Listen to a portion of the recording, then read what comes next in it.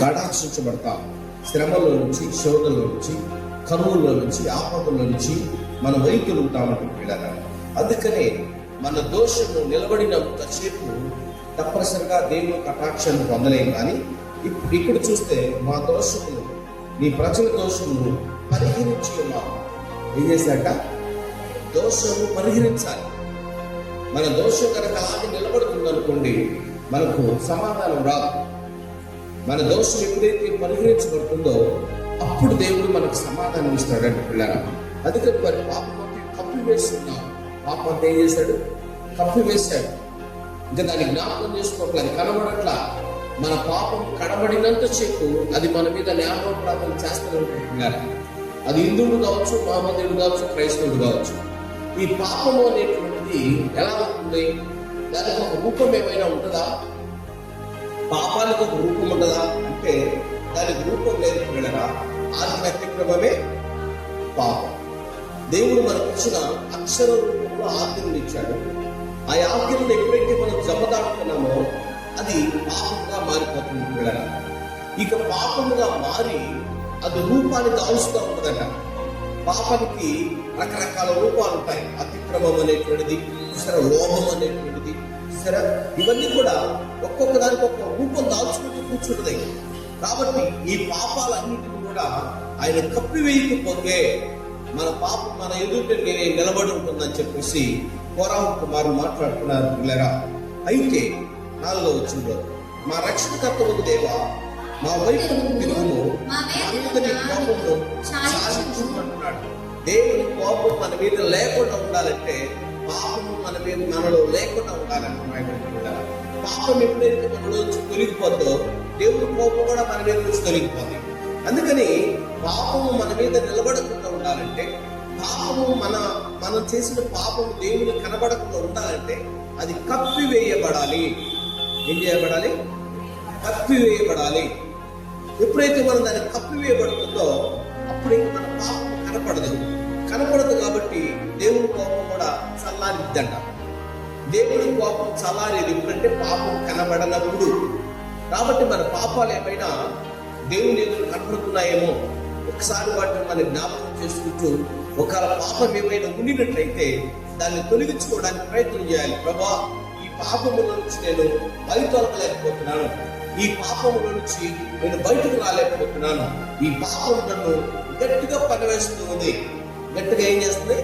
పనివేస్తుంది అని చెప్పేసి ఆ పాపం గురించట మనము దేవుని సన్నిధిలో మొరపెట్టాలంటే పిల్లరా. అప్పుడు ఆ పాపములో నుంచి ఆయన మనం విడుదల చేస్తాడు. అయితే నీకు తెలిసి కూడా నువ్వు మొరపెట్టలేకపోతే దాంతో నువ్వు ఏకీభవించినట్లే. ఏం చేసినట్లంట? నువ్వు దాంతో ఏకీభవించినట్లే. పాపం గురించి అంటే మొరపెట్టాలంట. ప్రభా, ఇది నన్ను గట్టిగా పెనవేస్తుంది, ఆ గురించి నేను వెళ్ళలేకపోతున్నాను పక్కకి. చూసారా, అది పాపం. ఏంటి పాపం అంటే దేవుడు మనకు ఆజ్ఞలు ఇచ్చాడు. ఆ ఆజ్ఞలన్నీ కూడా జాగ్రత్తగా వాటిని అనుసరించుకుంటూ ఉంటే పాపము మన మీద పెత్తనం చేయదు. కానీ ఆజ్ఞ మనం ఎప్పుడైతే జమదాడుతున్నామో పాపము మనల్ని పెనవేసుకుంటుంది అని చెప్పేసి మాత్రం మర్చిపోదు పిల్లరా. 5వ వచనం ఏమన్నాడు? 5వ వచనం, ఎల్లకాలము మా మీద కోపగించదవా, తరతరములు నీ కోపము సాగించదవా, నీ ప్రజలను సంతోషించినట్లు బ్రతికింపవా. యెహోవా, నీ కృప మాకు కనపరచుము, నీ రక్షణ మాకు దయచేయు. చూడండి పిల్లరా, దేవుని కోపం మన మీద లేకుండా ఉంటే మనకు నెమ్మది ఉంటుంది. దేవుని కోపం మన మీద పెత్తనం చేయకపోతే మనకు నెమ్మది ఉంటుంది. అందుకోసమే ఆయన అన్ని క్వశ్చన్ మార్కులు వేసుకుంటూ వస్తుంది. ఎల్లకాలం మా మీద కోపగించదవా, తరతరములు కోపము సాగించదవా. ఎప్పుడు సాగిస్తాడు? పాపము కనబడినంతసేపు కోపము సాగుతూనే ఉంటుంది కూడా. మనం తప్పు చేసినప్పుడు మన తండ్రికి మన పాపం కనబడినప్పుడల్లా అది పెత్తనం చేస్తూనే ఉంటుంది, కోపం తెప్పిస్తూనే ఉంటుంది. అది కనబడకుండా మన జీవితాన్ని సరిచేసుకోగలిగినప్పుడు మాత్రమే కోపం తొలగిపోద్ది అని రాయబడిన పిల్లరా. ఎప్పుడైతే పశ్చాత్తాపడతామో అప్పుడు కోపం తొలగిపోద్దట. ఎందుకు పోతే కోపం తొలగిపోద్దట. అందుకని ఓ తండ్రికి 2 పిల్లలు ఉన్నప్పుడు ఆ పెద్ద కుమారుడేమో తండ్రి దగ్గర పెట్టుకున్నాడు. చిన్న కుమారుడు తన ఆస్తిని తీసుకుని దేశాత్మకు వెళ్ళిపోయాడు. తన ఆస్తి అంతా పాడు చేసుకున్నాడు. పాపం చేసి తన ఆస్తి అంతా పాడు చేసుకున్నాడు. మరి ఎప్పుడు తండ్రి దగ్గరికి వచ్చాడు? ఉన్నదంతా పోయింది. చేసింది పాపం అని తెలుసుకున్నాడు. ఈ పాపం వల్ల వచ్చే జీతం నాకు తిండి లేని బ్రతుకనుకున్నాడు. పశ్చాత్తాపడటానికి ఇష్టపడ్డాడు. తండ్రి దగ్గరికి వచ్చి పశ్చాత్తాపడతాను అనుకుంటున్నాడు. ప్రభా, నేను చేసిన తప్పే, ఆ పాపాన్ని క్షమించు, ఇక నేను పాపం చేయను, నీ దగ్గర ఏదో కూలిబాటు అట్లా బ్రతుకుతానని తండ్రి దగ్గర రావడానికి ఇష్టపడ్డాడు. కాబట్టి తన కలిగిన మనసు, పశ్చాత్తాపం కలిగిన మనసే తన పాపం నుంచి బయటకు తీసివేసింది. పిల్లరా, ఇప్పుడు కూడా దేవుని యొక్క వాక్యం మనకు అదే మాట్లాడుతుంది. ఏమన్నాడు? 7వ వచనంలో, యెహోవా నీ కృప మాకు కనపరచుము, నీ రక్షణ మాకు దయచేయము అంటున్నాడు. దేవుడైన యెహోవా సెలవిచ్చిన మాటలు నేను చెవిని పెట్టెదను. ఆయన తన ప్రజలతోనూ శుభవచనం సెలవిచ్చెను. వారు మరలా బుద్ధిహీనుడు కాకుందురు గాక. చూడరా, మనము బుద్ధిహీనులమై దేవుని దూరం అయిపోతున్నాం. మనం బుద్ధిహీనులమై దేవుని కోపం తెప్పిస్తున్నాం. మన బుద్ధిహీనులమై పాపాన్ని కొనసాగించుకుంటున్నాం. అందుకని మన జీవితంలో బుద్ధిహీనత లేకుండా ఉండాలి అంటున్నాడు. ఇందాక చెప్పుకున్నాం, బుద్ధి వచ్చినప్పుడు కుమారుడు తండ్రి దగ్గరికి వచ్చాడు, పశ్చాత్తాపడ్డాడు. అర్థమైనా? ఇప్పుడు మనలో బుద్ధిహీనత ఉండకూడదు, బుద్ధి రావాలి. బుద్ధి వచ్చినప్పుడు తండ్రి ఇంటికి వచ్చేస్తాడు, పశ్చాత్తాపడుతున్నాడు. ఇప్పుడు కూడా వాక్యం మీద చెప్తుంది, మనం చేసిన పొరపాటుని ఎప్పుడైతే మనం ఒప్పుకొని పశ్చాత్తాపడతామో శాపం మన వైపుకు రాదు. పాపం మనం దేవుని ఎదుట కనపడకుండా అది పుట్టివేయబడుతుంది, కప్పివేయబడుతుంది అని రాయబడింది. అందుకోసమే మన జీవితంలో ప్రజలు ఏమంటారంటే, మాకు శుభవచనం తెలియచేయు ప్రభా అంటున్నారు. వీళ్ళు తెలియాలని ఆయనకు ఉంది, కానీ పాపం ఒప్పుకోవాలని మనకు ఉండదు కదా. చాలా మంది జీవితాల్లో పాపం ఒప్పుకోవాలని ఆశపడరు.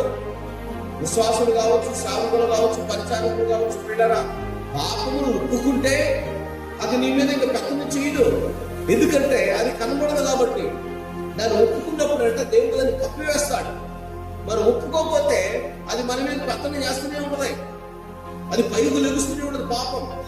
అందుకని పాపం వల్ల వచ్చే జీవితం ఏంటంట, చాలా మంది జీవితాల్లో చూస్తాం, ఇజ్రాయేల్ ప్రజల జీవితాల్లో చూస్తాం, వారు చేసిన పాపము వారి జీవితాలను హరించి వేసిందని. పిల్లరా, వారు చేసినటువంటి దోషులు వారి కుటుంబాలనే పాడు చేస్తున్నట్టున్నాడు.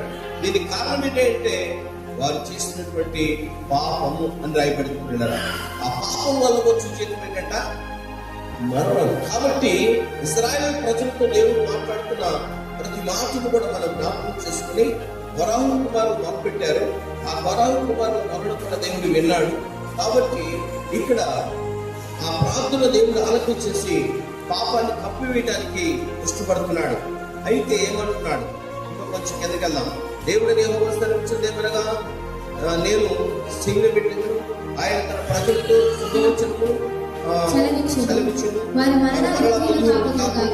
కాకుందురు గాక, మన దేశంలో ఆయనకు భయపడు వారికి, ఎవరైతే భయపడతారో వారికి ఆయన రక్షణ సమీపముగా ఉంటుందట. భయపడకపోతే రక్షణ మన దగ్గరకు రాదు. భయపడిన వాడి వాళ్ళకే రక్షణ వచ్చేస్తుంది. ఈ భయపడటం అంటే ఏంటి? నేను తప్పు చేశాను అనేటువంటిది భయం అనేటువంటి ఎప్పుడైతే వస్తుందో అప్పుడు మన పాపం అంట కొట్టివేయబడుతుంది అంటున్నార, అప్పుడు కప్పివేయబడుతుంట. అప్పుడు దేవుడు మనకి ఏమంటాడంట, తోడై ఉంటాడు, ఆయన మనకు సమీపముగా ఉంటాడు. 10వ వచనంలో ఏమంటున్నాం, కృపా సత్యంలో కలుసుకుని నీతి సమాధానం కొట్టి నీతి సమాధానం రెండు కలుసుకోవాలంట. కృపా సత్యంలో ఎలాగైతే కలుసుకుంటాయో నీతి సమాధానాలు కూడా ముద్దు పెట్టుకుంటాయంట. కృప అంటే దేవుడు, సత్యం అంటే ఎవరు? సత్యం అంటే క్రీస్తు. కృప అంటే తండ్రి, సత్యం అంటే క్రీస్తు. వీళ్ళిద్దరూ కదా కలుసుకుంటారంటే పిల్లరా, వాళ్ళిద్దరు ఎప్పుడు కలుసుకుంటారంటే సమాధాన మానవుడికి వచ్చినప్పుడే. అందుకనే ఆయన చెప్పాడు నీతి సమాధానం, నీతి సమాధానం. సమాధానం అంటే పరిశుద్ధాత్ముడు. పరిశుద్ధాత్మ మనకి సమాధానం ఇస్తాడు. పరిశుద్ధాత్మ ఎక్కడ ఉంటుందో అక్కడ సమాధానం కలుగుతుంది పిల్లరా. అయితే పరిశుద్ధాత్మ మనల్ని వెంబడించాలంటే నీతి కావాలి అని రాయబడింది. ఏం కావాలట? నీతి కావాలి. నీతి ఎవరంటే దేవుడే. నీతి ఎవరు? తండ్రి అయినటువంటి దేవుడే. కాబట్టి నీతి, సమాధానం ఈ రెండు ఒకదానికొకటి కలుసుకుంటాయి. ఎప్పుడంటే కృపా సత్యాలు ఎలాగైతే కలుసుకున్నాయో నీతి సమాధానం వెంబడించుకుంటూ వస్తాయంటే పిల్లరా. ఎమ్మెల్యే గారు వస్తుంటే సెక్యూరిటీ వచ్చేస్తారు, పోలీసులు వస్తారు. ఎందుకు పోలీసులు సెక్యూరిటీ వస్తారంటే కాబట్టి అందుకంటాడు కృపా సత్యం ఎక్కడుందో నీతి సమాధానం వెతుక్కుంటూ వస్తాయంట. ఏమొస్తాయి? వెతుక్కుంటూ వచ్చేస్తాయంటే నీతి సమాధానాలు. కాబట్టి ఇప్పుడు దేవుని మన వైపు తీసుకురాగలిగితే, మన పాపాలన్నీ కప్పివేయబడితే కృపా సత్యాలు మన దగ్గరికి వస్తాయి. అప్పుడు ఆ రెండు కూడా ఒకదాని కూడా ముద్దు పెట్టుకుంటాయంట. ఒకదాని కూడా ఏం చేస్తాయి? ముద్దు పెట్టుకుంటాయంట. పిల్లరా చూద్దాం. కీర్తన భాగం చేస్తున్నాడు. 34 కీర్తన 18 చూద్దామా. ఏం హృదయం? ఇరిగిన హృదయం గల వారికి యెహోవా ఆశీనుడు, నలిగిన మనసు గల వారిని ఆయన రక్షించుమని రాయబడింది. పిల్లరా ఇప్పుడు మనకు నలిగిన మనసు కావాలి. ఎప్పుడైతే మనకు విరిగిన హృదయం కలిగి ఉంటామో, అమ్మా ఆ కుర్చీలో కూర్చోపో, అక్క కింద కూర్చోలే, కుర్చీలో కూర్చో. ఎప్పుడైతే మనం నలిగిన మనసు కలిగి జీవిస్తామో, నలిగిన మనసు కలిగిన వాడికి పాపం చేయడం పిల్లరా. పాపం వైపు వెళ్ళడు. పాపం అనగానే పశ్చాత్తాపడతాడు పిల్లరా. అందుకోసమే మనం నలిగిన మనసు కలిగి జీవించాలి. ఏం మనసు అంట? నలిగిన మనసు కలిగి జీవిస్తే నీతిమంతునికి కలుగు ఆపదలు అనేకములు. చూడండి 19 వాటన్నిటి నుంచి యెహోవా వారిని విడిపించు. ఎన్ని ఆపదలు వచ్చినా, ఎన్ని శ్రమలు వచ్చినా దీని అంట మనల్ని రక్షించిందని పిల్లరా. కాబట్టి మనం నీతి కలిగి ఉండాలి అంటున్నాడు పిల్లరా. నీతి కలిగి ఉంటా నలిగిన మనసు కలిగినప్పుడే. నలిగిన మనసు మనలో ఎప్పుడైతే ఉంటుందో అప్పుడు మనం నీతి కలిగి ఉంటాం. ఇక నీతి మనల్ని పాపం చేయలేదు. నీతి మనల్ని పాపం చేయలేదు. ఎందుకంటే ఈ రెండింటి కూడా కనెక్షన్స్ అనమాట. నీతి ఎప్పుడైతే నిలబడుతుందో పాపం దానంతగా దూరం పారిపోతుంది. అందుకోసమే మనం నీతి కలిగి ఉండాలని దేవుడు కోరుకుంటున్నాడు. నలిగిన మనస్సు కలిగి ఉండాలని దేవుడు కోరుకుంటున్నాడు.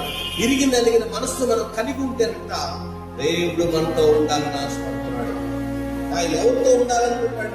నలిగిన మనసు ఎవరైనా ఎవరు పశ్చాత్తాపడుతున్నారో, ఎవరు తన అతిక్రమాన్ని ఒప్పుకుంటున్నారో, ఎవరు తన తప్పులు ఒప్పుకుంటున్నారో. చాలా మందికి మన తప్పులు మనకు తెలియదంట. ప్రార్థన చేస్తాం, మన తప్పేంటో మనకు తెలియదు. మనం ఏం మాట్లాడుతున్నా కూడా మనకు తెలియదు. 12 సంవత్సరాలు మన తప్పు మనకు తెలియలేదంట. ఎన్ని సంవత్సరాలు? 12 సంవత్సరాలు. జన్మకు 7 మార్లు ప్రార్థన చేయడానికి వెళ్తున్నాం. మనం వెళ్ళండి. మనం మహాజయంతి 3 సార్లు కదా. అది మనం మహాజయంతి 3 సార్లు, లేకపోతే సింగిల్ టైం. ఒక ఆయన 7 సార్లు ప్రార్థన చేస్తాడు దేవుడి దగ్గరికి వెళ్ళి. కానీ 12 సంవత్సరాల తన పాపం ఏంటో తనకి తెలవడా. ఎవరంట 7 సార్లు ప్రార్థన చేయడానికి వెళ్తాడు రోజుకి. కానీ తను ఏం చేస్తాడు? తన తప్పేంటి, తన లోపం ఏంటి, తన పాపం ఏంటో తనకు అర్థం కాలేదంట. అలాగే మన జీవితంలో కూడా 7 మార్లు ప్రార్థన చేసేటువంటి వ్యక్తికే తెలియదు. 1 సార్లు 2 సార్లు 3 సార్లు చేసేవాడు మనకే తెలిసింది. చూడండి పిల్లరా, దేవుని యొక్క వాక్యం ఉంటుంది, నువ్వు ఎన్నిసార్లు ప్రార్థన చేస్తావు దినానికి అనేది కానీ కావాల్సింది నీలో ఉన్న అతిక్రమాలు ఎంతవరకు దూరం చేసుకుంటున్నావు, ఎంతవరకు వాటిని విడిచిపెట్టుకుంటున్నావు, ఎంతవరకు పశ్చాత్తాపం కలిగి జీవిస్తున్నావు, అది దేవుడు కావాల్సింది. అందుకే 12 సంవత్సరాల తర్వాత ఒక మొత్తి ఆ పాపంలో పుట్టిన బిడ్డను చంపి ఆ తర్వాత పాపం అంటే ఏంటో, దాని యొక్క బలం ఏంటో దావీదుకు రుజువు చేసినాడు దేవుడి పిల్లరా. అప్పుడు పశ్చాత్తాపడుతున్నాడు, అప్పుడు కన్నీళ్లు గారుస్తున్నాడు, అప్పుడు విజ్ఞాపన చేస్తున్నాడు. యేసయ్యా నన్ను జ్ఞాపకం చేసుకో, ఈ పాపం పోయినట్టుగా నన్ను హిచ్చోపుతో కడుగు, హిమము కంటే నేను తెల్లగా ఉండాలని ఆశపడుతున్నాడు. మరి అంతకుముందు తెలియదా? ఈ పాపం ఉందన్న సంగతి తెలియట్లా. ఎందుకంటే ప్రార్థన చేస్తున్నాం కదా అనుకుంటున్నాం. ప్రియులారా, మనం చేస్తున్న ప్రతి పాపానికి ఒక నేర ప్రార్థన నిలబడి ఉంటుందని మాత్రం, ఒక శాపం నిలబడి ఉంటుందని మాత్రం మనం మర్చిపోవద్దు. పాపం చేస్తూ కూడా తప్పుకుంటా వస్తూ ఉంటాం. ఆ పాపం కనబడలేదే అనుకుంటూ ఉంటాం. ఆకాశం ముందున్న దేవుడు కప్పకపోతే మానవుడు ఎంత కప్పుకున్నా ఆయన ఇంట అది కనపడుతూనే ఉండదు పిల్లలు. దేవుడే కప్పాలంట, దేవుడే పాపాన్ని కప్పాలంట పిల్లలు. అందుకని ఎఫ్రాయిం ఇక నీ బొమ్మలతో నాకు నిమిత్తమేమి లేదు. నీ పాపమును తూర్పుకి పడవడికి ఎంత దూరం ఉందో అంత దూరపరిచాడు.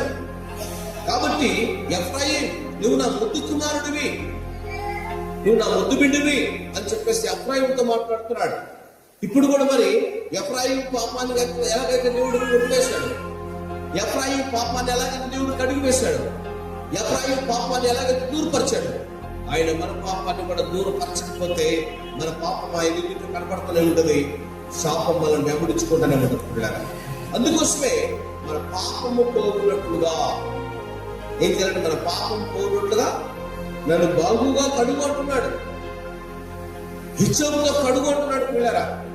ఎప్పుడైతే మనం కడుక్కుంటామో మన ప్రభు మన మనవిని అంగీకరించి మన పాపాన్ని దూరపరిచి కృపా సత్యాలు మన దగ్గరకు వచ్చి నిలబడతాయంట పిల్లరా. అప్పుడు కృపా సత్యాలు మన దగ్గరకు వచ్చి నిలబడి కృపా సత్యాలు మనల్ని బలపరుస్తాయంట. అందుకోసమే ఇరిగి నలిగిన మనసు మనకు అవసరం. ఏ మనసు అంట? ఇరిగి నలిగిన మనసు మనకు అవసరం. నువ్వు ఇరిగి నలిగిన మనసు లేకుండా, నీ పాపం అంటే ఏంటో నీకు తెలియకుండా, అర్థమైందా? పాపం అనేటువంటి దానికి ఉండేటువంటి బలం ఏంటో అర్థం కాకుండా మనం జీవిస్తూ ఉంటాం పిల్లలు. పాపం అనేటువంటిది చాలా విలువైనది. ఆ పాపాన్ని ఒప్పుకోకపోతే అది నిలబడి ఉంటుంది. ఆ పాపాన్ని ఎప్పుడైతే ఖండిస్తామో, ఆ పాపాన్ని విడిచిపెట్టమని ఎప్పుడైతే అడుగుతామో, తప్పనిసరిగా దేవుడు మన పాపాన్ని కప్పివేసి ఆయన మనల్ని తోడుగా ఉండి ఆయన మనల్ని బలపరచుకోవడానికి ఇష్టపడతాడంటే పిల్లరా. అందుకోసమే చూద్దాం, 10వ వచనం మరొకసారి తీసుకెళ్తున్నాడు. 10వ వచనం ఏముంటదంటే, కృపా సత్యములు కలుసుకున్నవి నీతి సమాధానం ఒకదాని ఒకటి ఏం చేస్తున్నాయి? ముద్దు పెట్టుకుంటున్నాయి. ఈ రెండు కలుసుకోవాలి. నీతి సమాధానాలు రెండు కలుసుకోవాలి పిల్లరా. నీతి సమాధానాలు ఎప్పుడైతే కలుసుకుంటాయో ఆ రెండు కూడా ముద్దు పెట్టుకుంటాయంట. నీతి సమాధానాలు కలుసుకోవాలి. సమాధానం కింద చెప్పిన పరిశుద్ధాత్మ దేవుడు, నీతి అంటే తండ్రి. అందుకని అబ్రహామును నీతిమంతులకు తండ్రిగా చేశాడు. అబ్రహాము ఎవరికి తండ్రి అంటే నీతిమంతులకు తండ్రి, అబ్రహాము విశ్వాసులకు తండ్రి. మనం కూడా దేవుని నీతిని మనం కలిగి జీవిస్తే అబ్రహాముని ఎలాగైతే తండ్రిగా ఎన్నుకున్నాడో ఆయన మనల్ని కూడా ఎన్నుకోవాలని ఆశపడుతున్నాడు. ఆయన మనల్ని కూడా కోరుకోవాలని ఆశపడుతున్నాడు. ఆయన మనల్ని కూడా బలపరచాలని ఆశపడుతున్నాడు పిల్లగా. అందుకు 11వ వచనంలో మాట్లాడుతున్నాడు, పరిగెత్తున్నాడు. భూమిలో నుండి సత్యము మొలుచును, ఆకాశం నుంచి నీతి పారజూసును. నీతి ఎక్కడుందట? ఆకాశంలో ఉందట. ఇందాకే చెప్పుకున్నాం, నీతి అంటే ఎవరంటే దేవుడే, తండ్రి అయినా దేవుడే నీతి. అందుకైనాడు, నేను నీతిమంతుడు కనుక మీరు కూడా నీతిమంతులుగా ఉండండి. అప్పుడు మన ఇద్దరికి స్నేహ సంబంధం ఏర్పడింది. కాబట్టి ఆయన నీతిమంతుడు. కాబట్టి నీతిమంతుడు మరి నీతి కలిగి మనం జీవించినట్లయితే నీతి అంతా మనం పాపం వైపు చూడకుండా ముందుకు నడిపించిందంట పిల్లగా. అందుకోసమే భూమిలో నుండి సత్యము మొలుచును. భూమిలో నుండి ఏం కలిసిందంట? సత్యం మొలిసిందంట. భూమిలో నుండి ఎలా మొలుస్తుంది? భూమిని స్త్రీ పోల్చాడు. స్త్రీ గర్భంలో నుంచి సత్యం బయటకు వచ్చింది. ఎవరయ్యా ఈ సత్యం అంటే? యేసు ప్రభు. ఆయన యేసు ప్రభు కాబట్టి ఆయన నేనే మార్గం, నేనే సత్యం, నేనే జీవం అని అన్నాడు. అందుకని భూమిలో నుండి మనిషి. అందుకని భూమిని తల్లిగా పోలుస్తున్నారు. అందుకని స్త్రీని తల్లిగా పోలుస్తున్నారు. మరీని మనం తల్లిగా పోల్చుకుంటున్నాం. ప్రపంచానికి తల్లిగా గౌరవిస్తున్నాం. అందుకని ఆ నీతి గర్భంలో నుంచి వచ్చేసిందట. కాబట్టి సత్యం ఎక్కడి నుంచి మలిసిందంటే భూమిలో నుండి మలిసింది అన్నాడు. ఆ భూమిలో నుండి సత్యము మలిసిందట పిల్లరా. ఆ సత్యమే ప్రభు అయిన యేసుక్రీస్తుగా మనం చెప్పుకుంటూ వస్తున్నాం. అయితే 12వ వచనం ఏమంటుంది? యెహోవా ఉత్తమమైన దానిని అనుగ్రహించు. మన భూమి భూమి ఫలమునిచ్చింది పిల్లరా. మనం ఏదైనా పంట పండించుకోవాలంటే దానికి భూమి అవసరమే. భూమి లేకుండా ఏమైనా పంట పండించగలమా? నారాయణ గారు వ్యవసాయం బాగా తెలుసు కదా. భూమి మట్టి లేకుండా పంట వచ్చిందా? మట్టి లేకుండా ఏమి చేయలేదు. మట్టి ఉంటేనే మనకు ఫలం వచ్చేది. అందుకని ఆ మట్టిని తల్లి అన్నారు. ఆ మట్టిని ఏమన్నారు?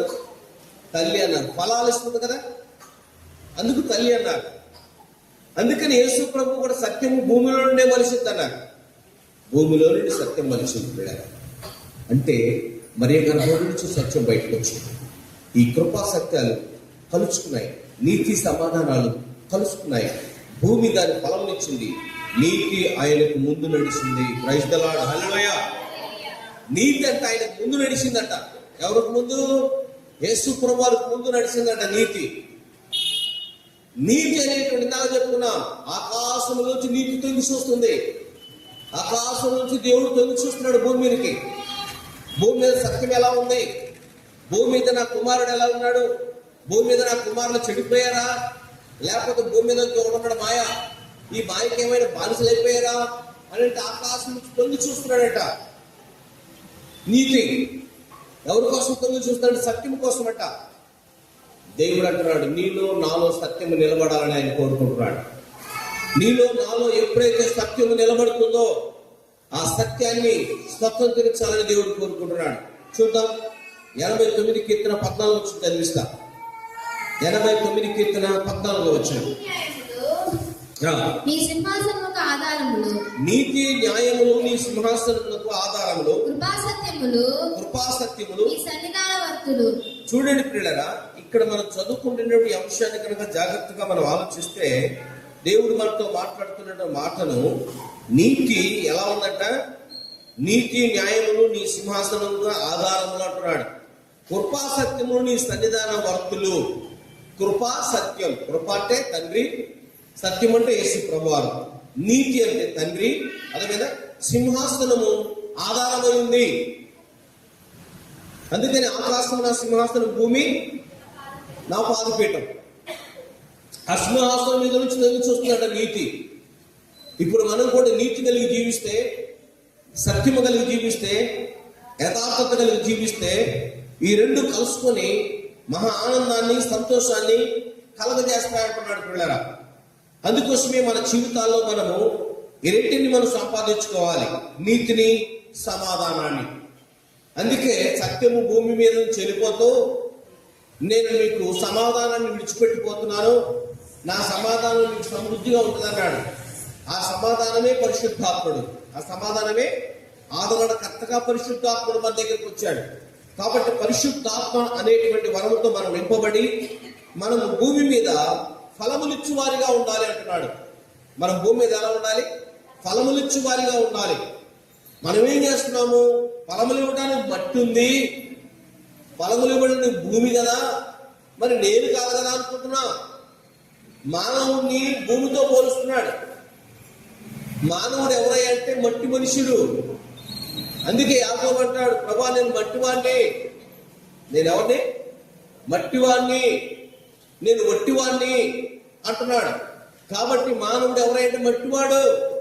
అందుకని చనిపోయిన తర్వాత ఎక్కడ తీసుకెళ్తాడు నిన్ను? ఎక్కడమ్మా? మట్టి లేదు ఇంట్లో పెట్టుకోవచ్చు కదా, మట్టి లేదు ఇంట్లో పెట్టుకోవచ్చు కదమ్మా. మానవుడు మట్టుడు, అందుకని మట్టిలోగా తీసుకెళ్ళాలా. మట్టి అంటదంట, ఇది నా ఆసక్తిది, నువ్వు ఇంట్లో పెట్టుకుంటా అంటావేంటి నా మట్టిని? నా మట్టి నాకు అప్పగిచ్చాయి అంటదంట. అందుకని తిరిగి మళ్ళా మానవుడు మట్టిలోనికి వెళ్ళిపోతున్నాడు పిల్లరా. అందుకోసమే వాక్యం చెప్తుంది, నువ్వు నీతి కలిగి జీవించడానికి ఇష్టపడితే కృపాసత్యంలో నీకు తోడై ఉండి పాపమును కప్పివేసి నిన్ను పరిశుద్ధంగా తయారు చేసి పరలోకానికి నిన్ను వారసుని చేస్తుంది పిల్లరా. చాలా మంది మేము అనుకుంటున్నామంటే బైబిల్ పట్టుకొని బోధించే బోధకులు కానీ, పరిచర్య చేసేటువంటి పరిచారకులు కానీ, నేను పరిచర్య చేస్తున్నాను, నేను బోధిస్తున్నాను, నేను పరలోకానికి వెళ్తాను అనుకుంటున్నాను. నో, మొదటగా నీ పాపం అంటే ఏంటో నీకు తెలవకపోతే, నీ అతిక్రమం అంటే ఏంటో నీకు తెలియకపోతే, నీ దోషం అంటే ఏంటో నీకు తెలియకపోతే, నువ్వు వాటిని విడిచిపెట్టుకోకపోతే నరకానికే వెళ్తాం. ఎక్కడికి వెళ్తాం? నరకానికి వెళ్తాం పిల్లలు. అందుకోసమే పాపములో నుంచి దేవుడు మనల్ని పరిశుద్ధులుగా మార్చి పరిశుద్ధమైన స్థలములను తీసుకెళ్లాలని దేవుడు కోరుకుంటున్నాడు. కాబట్టి ఈ యొక్క 85వ కీర్తన దేవుడు తన కృపా సత్యాలతో తన నీతి సన్నిధాన వర్తులతోనూ ఆయన మనం నింపుతున్నాడు. మనం నీతి కలిగి జీవిద్దాం, యథార్థత కలిగి జీవిద్దాం. మన పాపాన్ని కప్పివేయమని మన ప్రభువుని అడుగుదాం, ఒప్పేసుకుందాం. మన పాపాన్ని ఏం చేద్దాం? భూమి మీద పరిశుద్ధులు ఎవరో లేడండి, అందరూ పాపలే. కానీ ఒప్పుకోవాలి, అయ్యా నా పాపాన్ని క్షమించి ఇక నేను ఎన్నడూ పాపము చేయను అని కనుక ఒప్పుకున్నట్లయితే ఆయన దాన్ని కప్పేస్తానంటాడు. మనం ఒప్పుకోకపోతే అది కప్పడానికి వీళ్ళే. అందుకని మనం ఒప్పుకోవాలి. మనం ఏం చేయాలి? పాపాన్ని ఒప్పుకుంటే దేవుడు దాన్ని కప్పు వేసి నీతి సమాధానాలు ఆయన మనకిచ్చి పరిశుద్ధ యొక్క సంభాషణ చేయడానికి, పరిశుద్ధ సింహాసనం దగ్గరికి మనం తీసుకెళ్ళడానికి తన కుమారుడైన క్రీస్తుని సత్యాన్ని మన మధ్య పంపించాడు. ఆ సత్యము మనల్ని నీతి రాజ్యానికి తీసుకెళ్తుంది, పరలోక రాజ్యానికి తీసుకెళ్తే. దేవుడి కీర్తన భాగం దీవించబడదుగాక. ఆమేన్. మంచి పిల్లలరా, సాక్షాత్ సమయం పడింది.